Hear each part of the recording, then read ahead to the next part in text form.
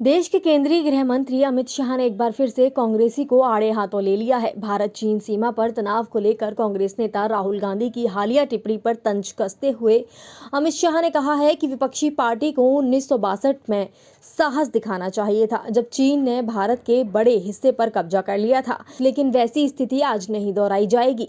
शाह ने कहा है कि 15 मिनट का फॉर्मूला उन्हें 1962 में लागू करना चाहिए था, जब हमारे तत्कालीन प्रधानमंत्री ने असम को अलविदा कह दिया था। राहुल की पार्टी को इस समय यह तरीका बताने के बजाय चीन से जमीन कैसे खाली कराई जाए, भारत चीन युद्ध के समय साहस दिखाना चाहिए था। आपको बता दें कि राहुल गांधी भारत चीन सीमा विवाद को लेकर टिप्पणी करते हुए कहा है कि यदि कांग्रेस आज सत्ता में होती तो चीनी सैनिकों को 15 मिनट में खदेड़ देती। हरियाणा में हाल ही में कृषि कानूनों के खिलाफ हुई रैली में प्रधानमंत्री नरेंद्र मोदी पर राहुल गांधी ने जोरदार हमला बोला है। इसके अलावा दो मोर्चे पर लड़ाई की आशंका से भी उन्होंने इनकार किया है। अमित शाह ने कहा है कि सीमा विवाद का समाधान के लिए भारत और चीन के शीर्ष सैन्य अधिकारियों और राजनयिकों के बीच बातचीत का दौर लगातार जारी है। इसके साथ ही उन्होंने यह भी कहा है कि देश की संप्रभुता में कोई भी समझौता नहीं किया जाएगा।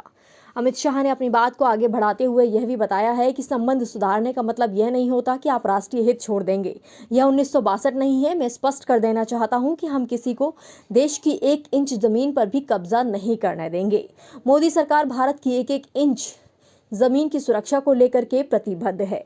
इसके साथ ही कोरोना को लेकर अमित शाह ने कांग्रेस पर निशाना साधा है। कोरोना से निपटने के तरीकों की विपक्ष लगातार आलोचना किए जा रहा है, जिस पर बात करते हुए उन्होंने कहा है कि हम और आप राहुल गांधी को नहीं समझा सकते। हर चुनाव में जनता ही उन्हें समझाएगी। अपनी खुद की बीमारी के बारे में पूछे जाने पर भाजपा नेता ने कहा है कि उन्होंने अतीत में कई गलतियों पर विचार किया है। वे सुनिश्चित करेंगे कि वो उन्हें ना दोहराएं।